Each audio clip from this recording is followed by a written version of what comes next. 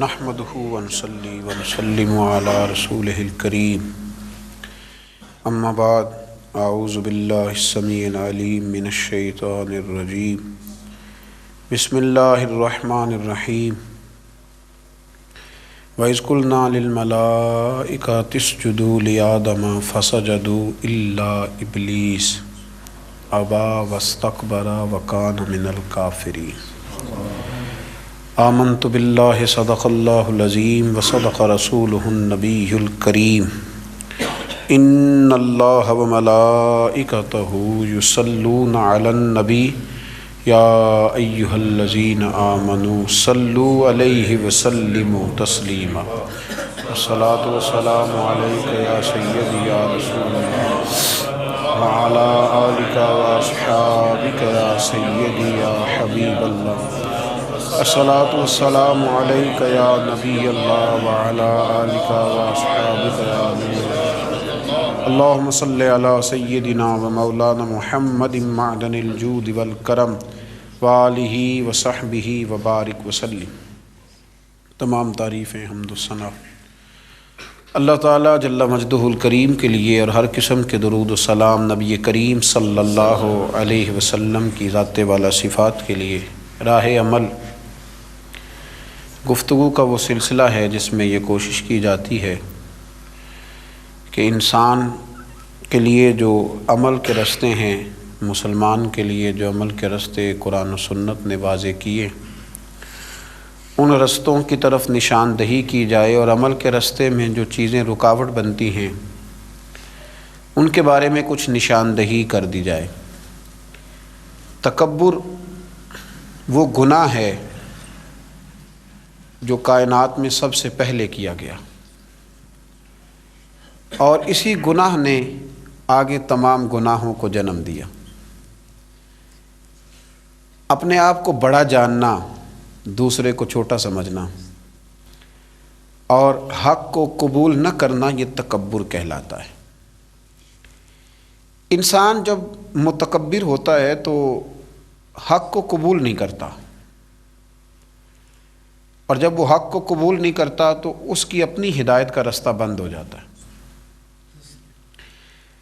قرآن مجید فرقان حمید سورہ بقرہ کے جو آیہ کریمہ میں نے تلاوت کی تو اللہ کریم نے فرمایا وَإِذْ قُلْنَا لِلْمَلَائِكَةِ اسْجُدُوا لِآدَمَ، فرمایا جب ہم نے کہا فرشتوں سے کہ آدم کو سجدہ کرو، فَسَجَدُوا إِلَّا إِبْلِيسَ، سب نے سجدہ کیا سوائے ابلیس کے۔ اس نے کیوں نہیں کیا؟ ابا واستکبرا، اس نے انکار کیا اور تکبر کیا۔ اس نے تکبر کیا، وکان من الکافرین، تو کافروں میں سے ہو گیا، تھا وہ کافروں میں سے۔ اس نے تکبر کیا تو اللہ کے حکم سے اعراض برتا۔ اس تکبر کے سبب شیطان جو معلم الملکوت تھا، جو فرشتوں کا استاد تھا، جس کو جنت کا خزانچی بنا دیا گیا تھا، جنوں میں سے یہ تھا ابلیس، اتنا بڑا اس کا درجہ تھا، لیکن کیا اس نے؟ تکبر۔ لوگوں کو تھوڑا سا منصب دیا جاتا ہے نا تو بہت اونچا بولنے لگتے ہیں، تکبر میں مبتلا ہو جاتے ہیں۔ شیطان نے تکبر کیا، کہنے لگا کہ میں حضرت آدم علیہ السلام سے بہتر ہوں۔ دلیل اس کی یہ ہے کہ حضرت آدم علیہ السلام کو مٹی سے بنایا گیا ہے اور مجھے آگ سے بنایا گیا۔ قرآن مجید کہتا ہے کہ کہنے لگا انا خیر منہ خلقتنی من نار وخلقتہ من طین، کہا ہے اللہ میں تو آدم سے بہتر ہوں۔ اللہ کو کہہ رہا ہے، رب کریم کی بارگاہ میں کہہ رہا ہے، کہتا میں تو بہتر ہوں۔ بھائی بنانے والے کو تو پتہ ہوگا نا کہ کون بہتر ہے، یہ رب کریم کو زیادہ پتہ ہے یا دلیل دینے والے کو پتہ ہے؟ یہاں بھی بہت سارے بڑے جب بات کرتے ہیں تو چھوٹے دلیلیں دینے کی کوشش کرتے ہیں۔ کہا میں بہتر ہوں کیونکہ اسے مٹی سے بنایا گیا ہے اور مجھے آگ سے بنایا گیا ہے۔ تو کمال دیکھیے، متکبر کا جو سزا اور اس کا جو علاج قرآن پاک نے بیان کیا وہ ذرا غور فرمائیے۔ دلیل نہیں دی اللہ تعالیٰ نے، یہ نہیں فرمایا کہ تو غلط کہہ رہا ہے۔ متکبر کا علاج کیا، یہ نہیں فرمایا کہ یہ تو غلط بات کر رہا ہے، بات اس طرح نہیں ہے، کوئی دلیل نہیں دی، بلکہ ارشاد کیا فرمایا فَخْرُجْ مِنْهَا فَإِنَّكَ رَجِيمٌ، نکل جا یہاں سے، تو ہے ہی لعنتی، تو نکل یہاں سے۔ ختم ہوگی بات. وَإِنَّا عَلَيْكَ لَعْنَتِي إِلَى يَوْمِ الدِّينِ، اور یہ لعنت تیرے اوپر وقتی نہیں ہے، یہ لعنت قیامت کے دن تک تیرے اوپر برستی رہے گی. جس نے تکبر، دیکھیں نا، جو آدمی الجھ جائے گا نا، الجھ جائے گا، اس کو تو دلیل دی جائے گی. تو جو تکبر کرے گا، ایک آدمی کہیں الجھ گیا ہے، اس کو ضرورت ہے کہ اس کی تربیت کی جائے، اور ایک تکبر کر رہا ہے، تو متکبر کے بارے میں رب کریم نے یہ ارشاد فرمایا کہ اس کو دلیل تھوڑی دی جا رہی ہے، اس کو تو کہا جا رہا ہے فخرج منہا، تو یہاں سے بس نکل جا. یہ سزا ہے متکبر کی. دنیا میں پہلا گناہ جو کیا گیا وہ تکبر ہے، اپنے آپ کو بڑا جاننا اور دوسرے کو چھوٹا سمجھنا. میرے نبی کریم صلی اللہ تعالیٰ علیہ وآلہ وسلم نے ارشاد فرمایا، یہ روایت جامع ترمذی میں موجود ہے، فرمایا ایک قرض سے بری ہو کے جانا دنیا سے، اور دوسرا فرمایا یاد رکھنا تمہارے اندر تکبر اور خیانت نہ ہو. قرض نہ دینا ہو تم نے کسی کا، خیانت نہ کی ہو، اور تم نے کبھی تکبر نہ کیا ہو، فرمایا پھر رب کریم تمہیں بغیر حساب کتاب جنت عطا فرمائے. ان چیزوں سے بچنا، گویا حضور فرماتے ہیں ان سے تم بچ گئے نا تو باقی گناہوں سے خود بخود بچ جاؤ گے، باقی معاملات خود بخود سمٹ جائیں گے. ان سے بچ کے رہنا، محفوظ رہنا. تکبر بہت کیا جاتا ہے. کسی کو اپنے علم پر تکبر ہونے لگا ہے، کسی کو اپنے عمل پر تکبر ہونے لگا ہے، کسی کو سلطنت کے ہونے پر تکبر ہونے لگا ہے. کچھ لوگ کہتے ہیں میں جانتا زیادہ ہوں اس لیے میرے اندر تکبر ہے. کچھ لوگ ایسے ہیں جن لوگوں کو برادری پر اور نسب پر تکبر ہونے لگا ہے. بڑے بڑے لوگوں نے تکبر کیا. فرعون نے بھی تکبر کیا اور کہنے لگا کہ میں تو رب ہوں. پھر رب کریم نے اسے سمندر کی، دریا کی لہروں کے حوالے کیا. کل تک جو لوگ اس کے اشاروں پہ چلتے تھے نا، جب وہ غوطے کھا رہا تھا نا دریا کے اندر، تو پھر روتا تھا کہ کوئی مجھے بچا لے، کوئی مجھے بچا لے. اس نے غوطے کھائے اور کہنے لگا کہ میں حضرت موسیٰ اور ہارون کے رب پر ایمان لاتا ہوں، پر اب تو سارا کچھ دیکھ داکھ کے مان رہا تھا نا، تو اس کا ایمان بھی قبول نہ ہوا. پھر پھینک دیا گیا سمندر سے باہر. آج تک نشان عبرت بنے ہوئے ہیں یہ لوگ. نمرود بھی کہتا تھا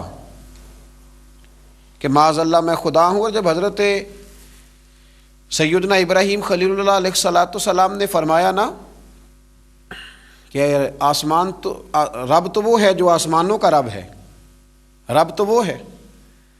اللہ تبارک و تعالیٰ نا اس متکبر آدمی کو آزماتا ہے، اسے تھوڑا سا موقع اور دیتا ہے، تو یہ سمجھتا ہے میرا روب چل رہا ہے. اللہ اسے آزماتا ہے، یہ سمجھتا ہے کہ دیکھا میرا جو ہے وہ میرا عصا، میرا ڈنڈا صحیح کام کر رہا ہے، حالانکہ اللہ تو موقع دے رہا ہے. اور جب پھر وہ کھینچتا ہے، پھر حضور علیہ السلام فرماتے ہیں تمہارے رب سے سخت کسی کی پکڑ ہوتی نہیں. یہ سمجھتا ہے کہ دیکھا نا میں جیسے کہہ رہا ہوں ویسے نظام چل رہا. نمرود کہنے لگا میں رب ہوں. تو حضرت ابراہیم علیہ السلام نے فرمایا رب تو وہ ہے جو آسمانوں زمینوں کا رب ہے. کہنے لگا اچھا، اس نے نا تیر چلائے آسمان کی طرف، معاذ اللہ رب کریم کو قتل کرنے لگا. تیر چلائے تو اللہ نے اس کا امتحان لیا. تیر جب اوپر جاتا تھا تو خالی ہوتا تھا، واپس آتا تھا تو اس کو خون لگا ہوتا تھا. کہنے لگا دیکھا نا، پھر دیکھا نا میں نے کیا کر دیا. کتنا بڑا بادشاہ، پوری دنیا پہ حکومت کرنے والا، پر مالک کی بے نیازی کے قربان جائیں، ایک مچھر ہی گھسا ہے ناک میں، اور پھر وہ مچھر نکل نہیں پایا. پھر اس مچھر نے اس کو مار ڈالا. تکبر والے لوگ جب تکبر کر رہے ہوتے ہیں، جب بول رہے ہوتے ہیں تو کہہ رہے ہوتے ہیں تو مجھے جانتا نہیں، تجھے میرا پتہ نہیں، وہ تو کس سے بات کر رہا ہے، تجھے خبر ہے تو کس کے ساتھ گفتگو کر رہا ہے. او بھائی، بڑے بڑے اونچے بولنے والے، پھر اس طرح ان کی آوازیں بند ہوئیں کہ کوئی ان کی سننے والا نہ ملا. بڑے بڑے اونچے جملے کہنے والے اس تیزی کے ساتھ خاموش ہوئے کہ پھر دوبارہ انہیں احساس تک نہ ہوا کہ ہمیں بولنا بھی آتا تھا. کیا حیثیت ہے انسان کی، کس بات پہ تکبر کرتا ہے. میرے شیخ کامل رحمۃ اللہ علیہ، میرے اصحاب رحمۃ اللہ علیہ فرمایا کرتے تھے انسان تجھے صرف 2 وقت روٹی نہ کھانے کو دی جائے تو اپنی ٹانگوں پہ چل نہیں سکتا. اور 10 راتوں کی بات نہیں، 1 رات نہ تجھے سونے دیا جائے، صرف 1 رات، تو اگلے دن تو اپنی ٹانگوں پہ کھڑا نہیں ہو سکتا. تکبر کس بات کا، کس بات کا تکبر. ایک سر میں ہلکا سا درد ہوتا ہے اور تیرا سارا وجود تجھے نڈھال کر دیتا ہے، کس بات کا تکبر. لیکن اس کے باوجود لوگ پھولے نہیں سماتے، باتیں کرتے ہیں تو بچ بچ کے، گفتگو کرتے ہیں تو کھول کھول کے، اور ہر تیسرا آدمی آ کر کے پوچھتا ہے کوئی حکم ہوا تو بتائیے گا، کوئی حکم ہوا تو بتائیے گا۔ تکبر صرف ایک ذات کرے گی اور وہ ہے رب کریم کی ذات، کیونکہ وہ سب سے بڑا ہے، وہ اللہ اکبر ہے، وہ اللہ اکبر ہے۔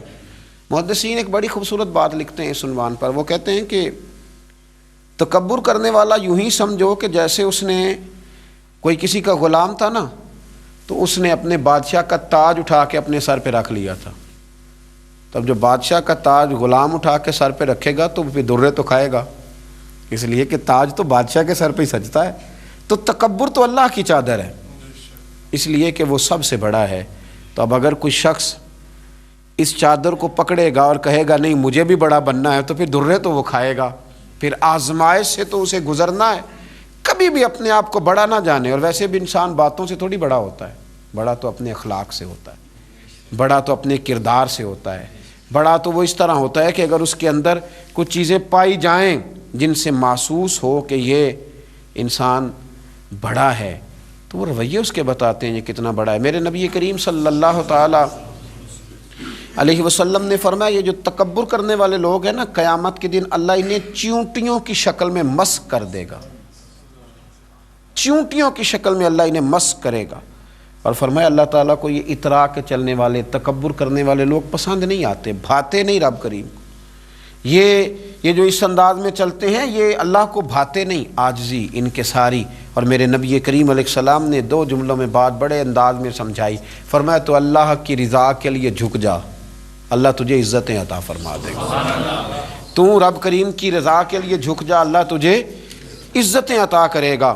مختلف لوگوں کو نا مختلف قسم کا بخار ہوتا ہے، کچھ لوگوں کو حسب و نسب کا بہت بخار ہوتا ہے، بہت بڑا بخار ہوتا ہے کہ میں فلاں قبیلے سے ہوں، میں فلاں قبیلے سے ہوں۔ میرے رب کریم نے وضاحت کر دی، فرمایا ان اکرمکم عند اللہ اتقاکم، اگر تو اللہ کی نظر میں عزت لینا چاہتا ہے تو پھر تجھے متقی پرہیزگار بننا پڑے گا۔ باقی تو سب حضرت آدم کی اولاد ہیں، سب حضرت آدم کی اولاد، سب۔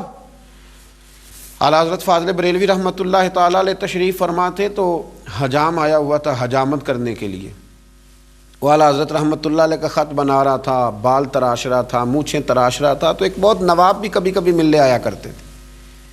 تو وہ حجام صاحب ابھی بیٹھے تھے چارپائی پہ، تو وہ صاحب آ گئے جو کبھی کبھی آیا کرتے تھے، بڑے سیٹھ تھے۔ تو سرکار اعلیٰ حضرت نے فرمایا کہ میاں بیٹھ جاؤ آپ بھی۔ کہنے لگا انہی کے ساتھ بیٹھ جاؤں۔ فاضل بریلوی فرمانے لگے اگر ان کے ساتھ نہیں بیٹھ سکتے تو تشریف لے جائیے، کیونکہ میری مجلس میں جو آتے ہیں وہ سارے برابر ہی ہوتے ہیں، یہاں جتنے آتے ہیں وہ برابر ہوتے ہیں۔ اگر آپ ان کے ساتھ نہیں نہ بیٹھ سکتے صاحب تو پھر آپ گھر جائیے۔ اگر ان کے ساتھ نہیں بیٹھ سکتے، حضرت ابو ذر غفاری رضی اللہ تعالیٰ عنہ خود سنایا کرتے تھے، رویا کرتے تھے اور مزہ لیا کرتے تھے۔ فرماتے تھے ایک دن نا حضرت بلال حبشی سے بحث ہو گئی تھی، میری زبان سے نکل گیا تھا وہ حبشن کے بیٹے جناب بلال حبشی رضی اللہ تعالیٰ عنہ مسجد نبی میں پہنچے، حضور کا چہرہ انور دیکھ کے رو پڑے۔ تو کریم محبوب نے فرمایا بلال تو روتا کیوں ہے؟ عرض کی حضور لوگ مجھے حبشن کا بیٹا کہتے ہیں۔ تو یا رسول اللہ صلی اللہ تعالیٰ علیہ وسلم یہ تو اللہ کی تقسیم ہے، اس نے کس کو کس خاندان میں پیدا کیا۔ میرے محبوب نے ممبر سجایا، صحابہ کو بلایا، فرمایا میں نے تو جاہلیت کی باتیں پیروں تلے رون دی تھی، ابھی بھی جاہلیت کی باتیں پائی جاتی ہیں، لوگوں کو کیا ہو گیا ہے وہ بلال کو حبشن کا بیٹا کہتے ہیں۔ حضرت ابو ذر غفاری خود بتایا کرتے تھے اور مزہ لے کے بتایا کرتے تھے، فرمایا کرتے کہ میں نے جب یہ بات سنی نا تو باقی تو نہ سمجھے پر میں سمجھ گیا۔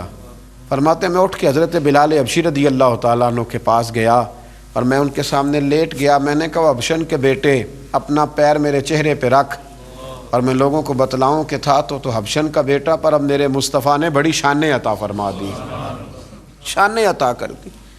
بندہ و صاحب و محتاج و غنی ایک ہوئے، تیری سرکار میں پہنچے تو سبھی ایک ہوئے۔ تو میرے بھائی یہ حسب و نسب کا غرور، یہ تکبر، اقبال کے سامنے آ کے کسی نے کہا کہ میرا دادا یہ تھا، میرا پردادا یہ تھا، میرا ابا یہ تھا، تو اقبال کہنے لگے تھے تو آبا تمہارے ہی مگر تم کیا ہو؟ میاں چھوڑ تو کس قبیلے کا ہے، تیرے اندر کوئی بات ہے تو بتا، تیرے اندر کوئی خوبی ہے تو اس کا ذکر کر، چھوڑ باپ دادا کی بات ہے تو وہ آبا تمہارے ہی، مگر تم کیا ہو؟ اپنی حیثیت کا تعین کریں، بڑوں کا نام لے کے اپنے آپ کو اونچا کرنے کی کوشش کرنا اور کوشش ناتمام کرنا، میرے بھائی حسب و نسب کا جو ہے وہ بہت بڑا تکبر لوگوں میں پایا جاتا ہے۔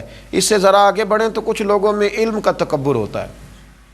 آج کل پڑھا لکھا آدمی الا ماشاءاللہ وہ ہوتا ہے جو ایک دن میں کئی لوگوں کو جاہل قرار دے دے۔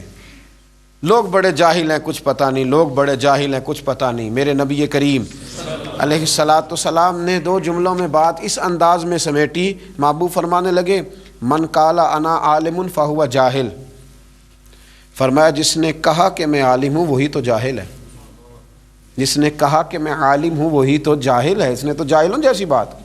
اگر علم ہوتا ہے تو وہ نظر آ جاتا ہے، اگر کسی کے اندر خوشبو ہوتی ہے تو اسے بتانے کی ضرورت نہیں پڑتی کہ میرے پاس ہے، خوشبو تو دور دور سے لوگوں کو دعوت دیتی ہے کہ آؤ میں خوشبو ہوں، تو دور دور سے دعوت دیتی ہے۔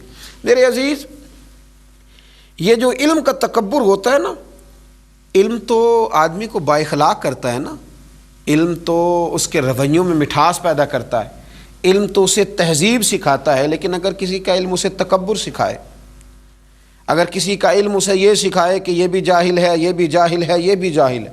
کچھ لوگوں کے علم نے انہیں بحث کرنا سکھایا ہے، کچھ لوگوں کے علم نے انہیں گفتگو کرنی سکھائی ہے، مناظرہ کرنا سکھایا ہے، لیکن اپنی اصلاح کرنی نہیں سکھائی۔ علم تو ہے پر نفع والا نہیں ہے۔ جس علم سے انسان خود نہ نفع حاصل کر سکا، دوسرے اس کے علم سے کیا فائدہ اٹھائیں گے؟ علم سیکھیں تو عمل کرنے کے لیے سیکھیں، تکبر کے لیے نہیں سیکھیں، ڈگریاں جمع کرنے کے لیے نہیں سیکھیں۔ اعلیٰ حضرت فاضل بریلوی رحمۃ اللہ تعالی علیہ تشریف فرما تھے، بڑے عالم تھے۔ اعلیٰ حضرت وہ ہستی ہیں جنہوں نے 1000 کتاب تحریر فرمائی ہے۔ اعلیٰ حضرت وہ شخصیت ہیں کہ جن پر لوگ کلام کرتے ہیں، جن پر دنیا تحقیق کرتی ہے۔ بہت بڑے عالم تھے، بہت بڑا قد کاٹ تھا۔ علامہ اقبال نے کہا تھا کہ کسی نے ہمارے دور میں امام اعظم ابو حنیفہ سے ملنا ہو تو وہ جا کر کے امام احمد رضا سے ملے۔ میاں شیر محمد شرک پوری علیہ رحمہ نے، امیر ملت پیر جماعت علی شاہ صاحب نے کہا تھا کسی نے غوث پاک کے جلوے دیکھنے ہو تو وہ جا کر امام احمد رضا فاضل بریلوی کے جلوے دیکھے۔ اتنا بڑا شخص، اتنی بڑی بات، اتنا بڑا رویہ، اور حال یہ ہے کہ آپ کے خادم ہیں سید ایوب علی صاحب رحمۃ اللہ علیہ، وہ فرماتے ہیں کہ میں بیٹھا تھا تو ایک چھوٹا سا نوجوان 12-15 سال کا لڑکا آیا، کہنے لگا حضور سب لوگ آپ کی دعوت پکاتے ہیں، میرا بھی دل کرتا ہے آپ تشریف لائیں۔ اعلیٰ حضرت فرمانے لگے کیا کھلاؤ گے؟ تو اس نے چنے کی دال اپنی جھولی میں ڈال رکھی ہے، کہنے لگا حضور یہ دال بھی کھلاؤں گا اور باجرے کی روٹی بھی کھلاؤں گا۔ تو اعلیٰ حضرت فاضل بریلوی اگلے دن ظہر کا ٹائم طے ہوا اور ان کے گھر تشریف لے گئے۔ خادم کہنے لگے حضور اتنی جلدی دعوت کیوں قبول کر لی؟ فرمایا تمہیں پتہ ہے یہ بچہ یتیم ہے اور اس کی دل جمی کرنا کتنا ضروری ہے۔ اعلیٰ حضرت فاضل بریلوی جب پہنچے تو اس نے دروازے پر ہی چٹائی بچھا دی، اندر اتنی جگہ نہیں ہے، حضور آپ پردے کے بڑے پابند ہیں، باہر چٹائی بچھا دی، اتنا بڑا امام، اور وہیں جبہ سمیٹا تو بیٹھ گئے۔ صرف سوجی کے بسکٹ عصر کے بعد استعمال فرمایا کرتے تھے، طبیعت ٹھیک نہیں رہتی تھی، علم دیکھیں اور عاجزی دیکھیں، صرف سوجی کے بسکٹ، کوئی زیادہ وزنی چیز استعمال فرما لیتے تو طبیعت علیل ہو جاتی، لیکن جب وہ باجرے کی موٹی موٹی روٹیاں لایا اور چنے کی دال لایا تو آپ کے خادم کہتے ہیں کہ اتنی رغبت سے ہم نے حضرت کو کبھی کھانا کھاتے دیکھا ہی نہیں، ایسے لگا جیسے بڑی پسندیدہ چیز ہو، ایک روٹی بھی کھائی، 2 بھی کھائیں، وہ دیکھتا رہا، خوش ہوتا رہا، فرمانے لگے گر تو کہے تو میں جاؤں؟ کہا حضور چلیے۔ سید صاحب فرماتے ہیں جب ہم راستے میں آ رہے تھے تو میں نے غور سے چہرہ دیکھا، میں نے کہا حضور اگر طبیعت علیل ہو گئی تو فرمانے لگے شاہ جی اپنی طبیعت دیکھتا کہ یتیم کا دل دیکھتا، اس مسکین کا دل دیکھتا، طبیعت دیکھتا کہ اس کا دل بدستاور کے حج اکبر است، از ہزاراں کعبہ یک دل بہتر است۔ میرے عزیز اتنے بڑے جو لوگ تھے ان میں عاجزی تھی تو آج اللہ نے انہیں اتنا اعزاز عطا فرمایا، لیکن اگر انسان اپنے علم کے حصار میں بند ہو جائے تو پھر تو بزرگوں نے لکھا ہے علم حجاب بن جاتا ہے، یہ حجاب بن جاتا ہے، یہ آگے بڑھنے نہیں دیتا۔ علم تو اپنوں سے دوستی نہیں کرنے دیتا، انسان کہتا ذرا ہٹ کے رہو، بھائی ہو پر تمہیں پتہ نہیں میں عالم ہوں، دوست ہو پر تمہیں نہیں پتہ اب میرے پاس ڈگریاں ہیں، تو حجاب بن جاتا ہے، اس کو کبھی حجاب نہ بننے دیں، کبھی بھی کوئی بھی ایسا تکبر، اگر آپ پڑھے لکھے ہیں، اگر آپ نے تعلیم حاصل کی ہے، تو تعلیم تو انسان کو محبت کرنا سکھاتی ہے، تعلیم تو پیار کرنا سکھاتی ہے، تعلیم تو انسان کو لوگوں کے قریب کرتی ہے، تعلیم تو عاجزی کا درس دیتی ہے۔ جس درخت پہ پھل زیادہ ہوتا ہے اس کی ٹہنیاں جھک جایا کرتی ہیں، جو اعلیٰ ظرف ہوتے ہیں ہمیشہ جھک کے ملتے ہیں، جو اعلیٰ ظرف ہوتے ہیں ہمیشہ جھک کے ملتے ہیں، کیونکہ صراحی سرنگوں ہو کر بھرا کرتی ہے پیمانے۔ صراحی اگر سر نہ نیچے کرے تو پھر تو کسی کو پانی کا قطرہ بھی میسر نہ آئے، لوٹا سر نیچے کرے گا تو کسی کو پانی میسر آئے گا نا، تو اگر اکڑا رہے گا تو کسی کو بھی قطرہ پانی کا میسر نہیں آ سکتا۔ اس لیے میرے عزیز یہ یاد رکھیے کہ عالم اگر آپ ہیں، آپ کے پاس علم ہے، اور پھر اس سے آگے بڑھ کر اگر آپ کا دعویٰ درویشی کا ہے، اگر آپ کا دعویٰ فقیری کا ہے، اگر آپ کا دعویٰ پیری کا ہے، مسند نشینی کا ہے، تو پھر تو آپ کو بہت نیچے آنا ہے، پھر تو آپ کو لوگوں کے لیول کے بیچ آ کے تبلیغ کرنی ہے نا، پھر تو آپ کو دیکھنا ہے کہ کس کو کس چیز کی ضرورت ہے۔ درویش کی تو اپنی ذاتی زندگی نہیں ہوتی، وہ تو اتنا عاجزی والا ہوتا ہے کہ کبھی اس کی سنتا ہے، کبھی اس کی سنتا ہے، کبھی اس کی سنتا ہے، وہ تو پیار بانٹتا ہے۔ لیکن اگر وہ مسند پہ بیٹھا رہے، بہت بڑا فرق ہو عام آدمی میں اور اس کے درمیان، بہت بڑی گاڑی کا فرق، بہت بڑے بنگلے کا فرق، بہت بڑا مال و دولت کا فرق پیدا ہو جائے، بہت زیادہ فرق ہو اس کی طبیعت میں کہ اس کے قریب رہنے والے خوف زدہ رہیں، پیچھے ہٹ جائیں، شیخ سے قریب نہ جائیں، تو پھر وہ فیض کیسے تقسیم کرے گا؟ پھر لوگ اس سے فیض یاب کیسے ہوں گے؟ اس میں عاجزی ہونا چاہیے، اس میں پیار ہونا چاہیے، اس میں محبت ہونی چاہیے۔ میرے نبی کریم علیہ السلام لوگوں کے ذہن کے قریب آ کر ان سے بات کرتے۔ صحابہ فرماتے ہیں کہ محبوب کے قریب جانا آسان تھا، ہر آدمی اپنا مدعا بیان کر پاتا تھا، دکھڑا سنا لیتا تھا، بات کر لیتا تھا، اپنی رودات غم دل حضور کی بارگاہ میں عرض کر لیتا تھا، اور جب کوئی غم سنا لیتا ہے نا تو 75% غم تو ویسے ہی نکل جاتا ہے۔ پھر تو اگر کوئی درویش ایک تھبکی دے دے تو باقی 25% کا معاملہ ویسے ہی حل ہو جاتا ہے، لیکن شرط یہ ہے کہ عاجزی ہو، تکبر سے بری ہو۔ وہ شیخ ہونے کا جو تکبر ہے، وہ جو جبے ہیں، کبے ہیں، ہٹو بچوں کی داستانیں، اگر ان سے تھوڑا سا نکلا ہوا ہو۔ بہت بڑے درویش تھے سید احمد کبیر رفاعی، بہت بڑے درویش تھے، یہ وہ عظیم ہستی ہیں کہ دروازے رسول پہ جا کے اگر سلام عرض کرے نا تو انہیں جواب بھی نصیب ہوتا ہے، انہیں جواب بھی نصیب ہوتا ہے، اتنا شاندار آدمی ہے۔ اعلیٰ حضرت رحمۃ اللہ علیہ نے ان کی تعریفیں لکھی ہیں، بڑے حسین و جمیل آدمی تھے، کیا بات ہے۔ فرماتے ہیں ایک دن نا میں گزر رہا تھا ایک جگہ سے، تو مجھے کھیت کے بیچ میں سے گزرنا پڑا، تو ادھر بھی پانی تھا ادھر بھی پانی تھا، تو درمیان میں جو منڈیر تھی اس سے میں گزر رہا تھا، تو سامنے سے کتا آ گیا۔ عصر کی نماز کا وقت تھا اور وقت تنگ ہو رہا تھا۔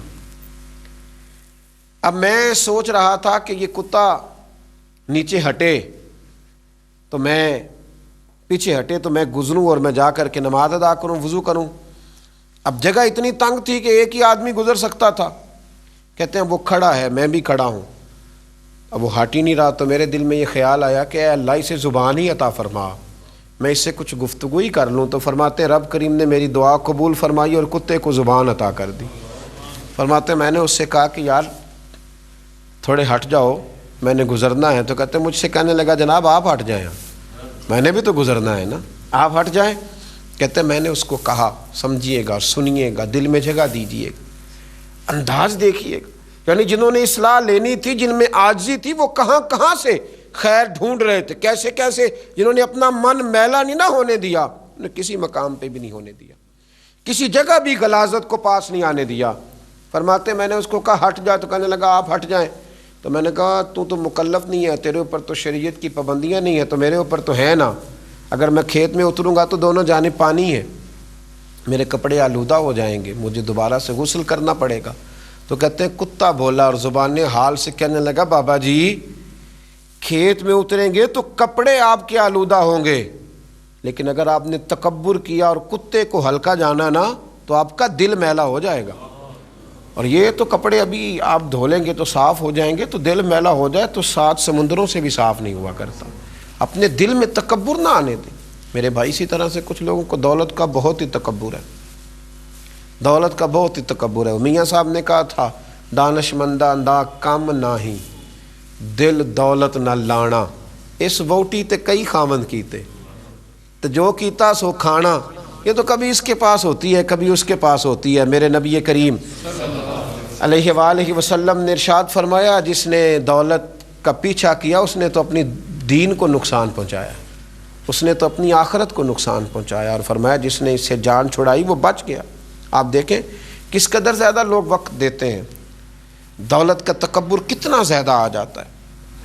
پھر انسان لوگوں کے گھروں میں جا کے تلاش کرتا پھرتا ہے کہ یہ کپڑے کہاں سے خریدے، یہ جوتے تو تم نے بڑے نکمے رکھے ہوئے، تمہارے گھر میں تو ایک جیسے برتن ہی نہیں ملتے، یہ فلاں چیز تو تم میرے ساتھ چلتے تو میں تمہیں بتاتا وہاں سے بڑی سستی اور خستی ملتی۔ لوگ پریشان کرتے ہیں، تکلیف دیتے ہیں، اذیت میں مبتلا کرتے ہیں، دولت کا تکبر اوڑھ کر آتے ہیں، تو پھر ہر چیز کو دنیا کی عینک سے دیکھتے ہیں۔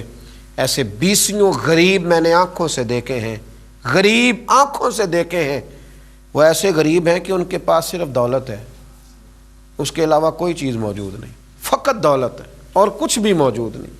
فقط دولت کی بات کرنا، حضرت ام ربیہ ایک خاتون گزری ہیں، بڑی نیک اور پرہیزگار تھیں، اللہ سے بہت ڈرنے والی تھی۔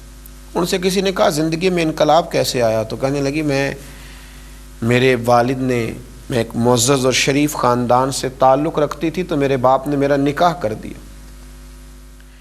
جس آدمی کے ساتھ میرا نکاح ہوا بہت مالدار تھا، اللہ نے اسے بڑا نوازا تھا، لیکن جتنا اس کے پاس دولت تھی اس سے زیادہ بڑھ کر اس کے پاس دولت کا تکبر تھا۔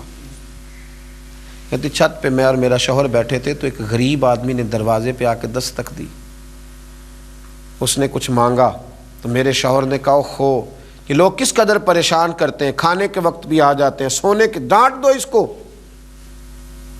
فرماتی ہیں جب میں باہر نکلی نا اس کی میں نے حالت دیکھی تو مجھے ترس آیا، اس کے ہونٹوں پہ جمی ہوئی خشکی نے بتایا کہ پتہ نہیں بیچارے نے کب سے روٹی کھائی، اور اس کی آنکھیں ترس رہی تھیں، لگتا تھا کہ کئی دروازوں سے ہو کر اور خالی آیا ہے۔ تو کہتی میں نے اپنی جیب سے اپنے شوہر سے آنکھ بچا کے چند آنے جب اس کی طرف بڑھائے تو میرے شوہر نے دیکھ لیے،